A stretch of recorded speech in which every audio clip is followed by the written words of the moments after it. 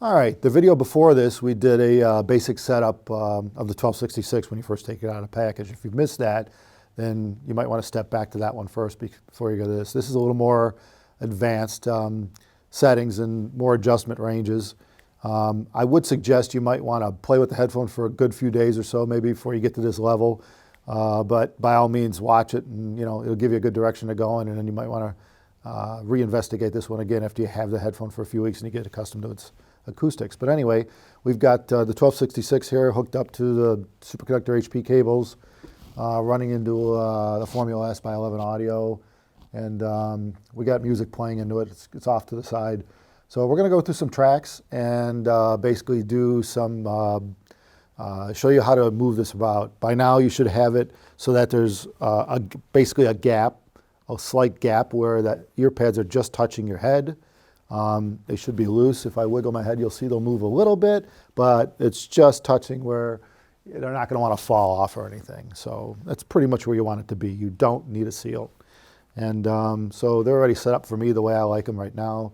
And by all means, you can change them for different songs and genres. So right now we got a track playing, and we can't use anything really popular that because we need to use royalty-free music. So you might not know the track, but right now is a female vocals playing with piano. And so I'm going to adjust the volume.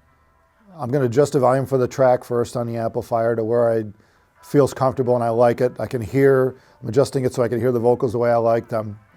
All right. And then,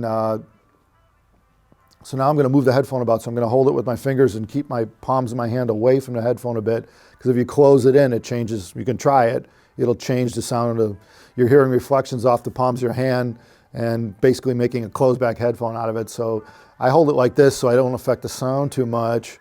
And then I'm gonna move the headphone basically backwards a bit. So I'm moving my ear forward in the ear pad.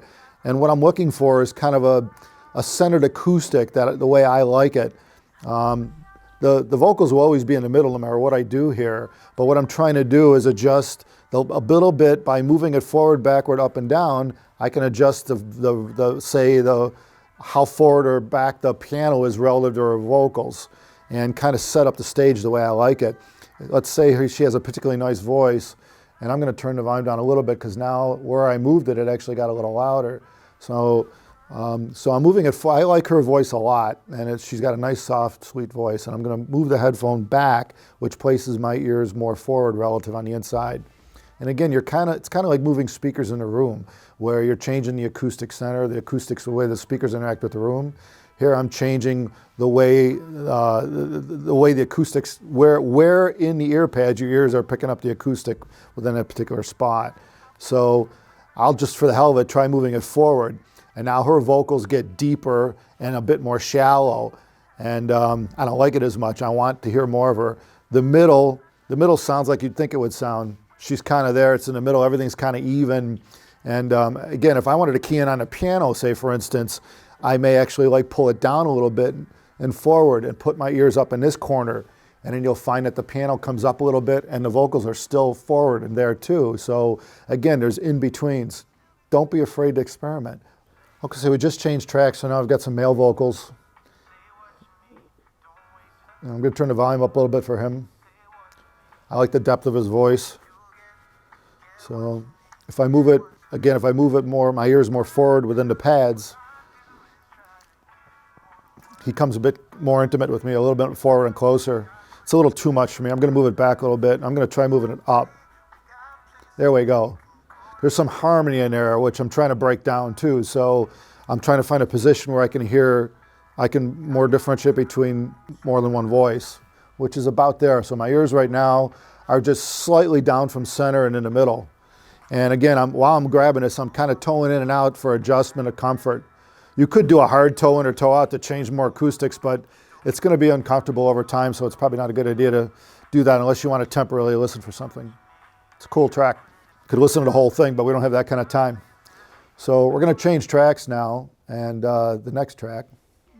All right, so we just changed tracks now, and we're on a track that's got some nice female vocals, just a simple track, just some piano in the background, and her voice. and there's some bass coming in. So I'm still notice I'm still adjusting the volume because the track hasn't really come on yet. So I want to get the volume right. All right, we're pretty good there. Now I'm going to adjust the position per track. Her voice is pretty soft, so I'm going to move forward a little bit. And I am actually pulling it down a little bit and forward, so my ears are more in the upper corner of the pad. For this track, I like it that way. And again, I'm adjusting for the acoustic of the track too. I'm adjusting acoustic in my ears relative to the acoustics that in this track. And I'm going to readjust the volume and drop it a little bit down. Now it's a little too loud. So now I can sit back and enjoy this track, which seems like a lot of adjustment. Keep in mind you don't have to do this much adjustment. I'm just trying to show you a way where you could set it perfectly for your particular taste.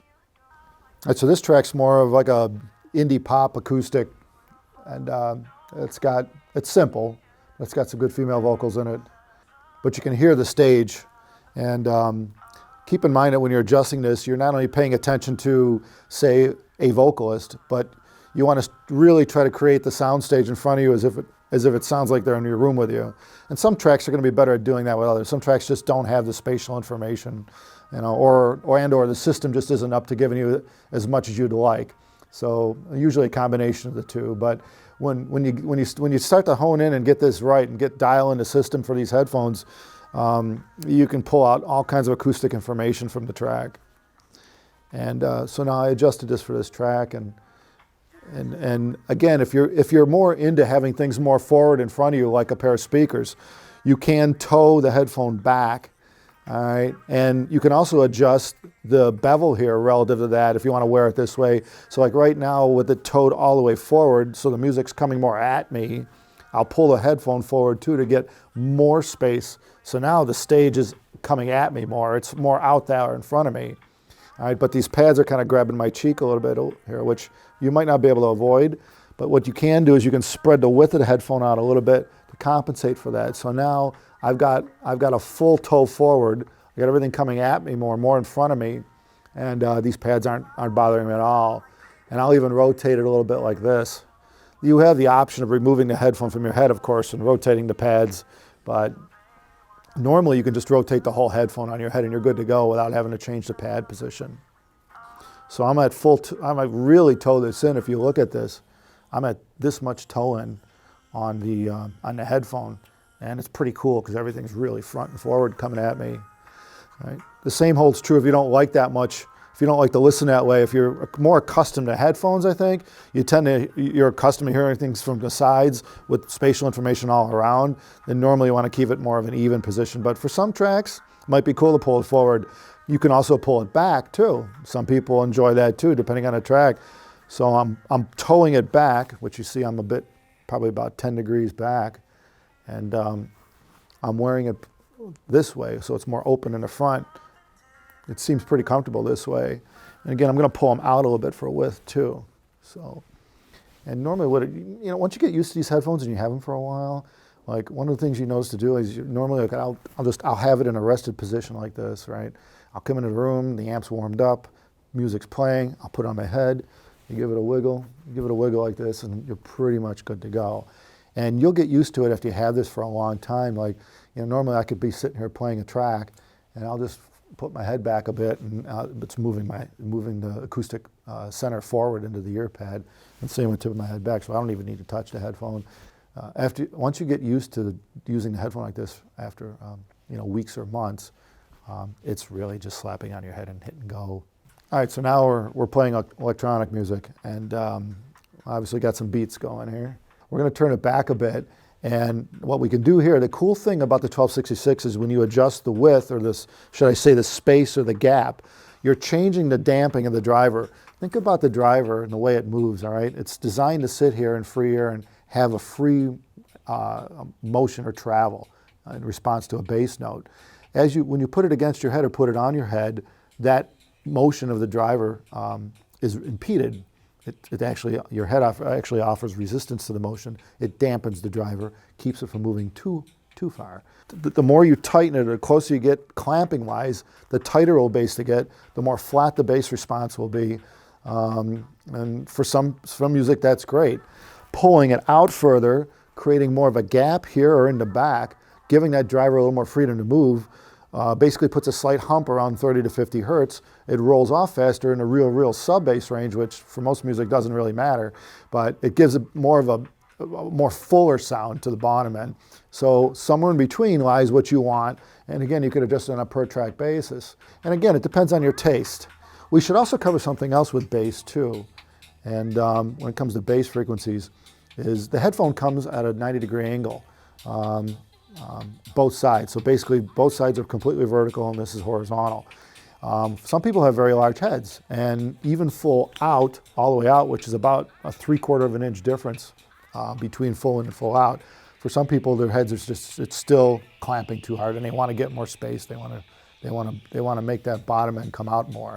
And what you can do in that case is you can actually bend the headbands out. You won't hurt it any. Again, watch any jewelry you're wearing because it could scratch the surface. But you're going to want to hold the top headband, this half. You're going to put your thumb here so you're holding this, the top of the bracket. And you're going to basically put your hand around this, the whole side here. I'm leaving the ear pod on. You want to make sure that you don't put any real force on this foamed aluminum. It's very rigid, but you don't want to go like this and pinch in. There's no reason to do that. Always hold the headphone from its frame aluminum parts. So I'm holding it here and here. I'm using my thumbs as control points. And I'm just going to bend it out a little bit. And again, you only need to bend a little bit. 1 degree or so out makes a big difference in width. So I barely moved it. I'm going to move a little more. And you need a little bit of strength to do it. So now you can see it's just slightly out. It's probably out like 1 degree from right. I'm going to do the same on this side. Again, I'm going to use my other hand. I'm going to use my thumbs as control points. I'll pull it out a little bit. Now, if you manage to take it out a little too far when you're looking at it, you can bend it back in. It's not a big deal. All right? You certainly don't want to bend it out flat or straight. That'd be silly. But you only need 1 or 2 degrees. And now I've increased the width here probably about a 1/4 inch by doing both sides like that.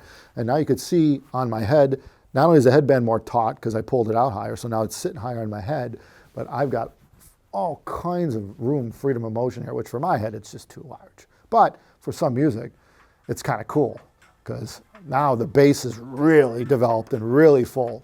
And I'm not even paying attention to imaging at this point, right? I'm just listening to the slam. So play around with that when it comes to bass in terms of the space and the width on your ears and the distance from the pads to your side of your face, and adjust it for the way you like it.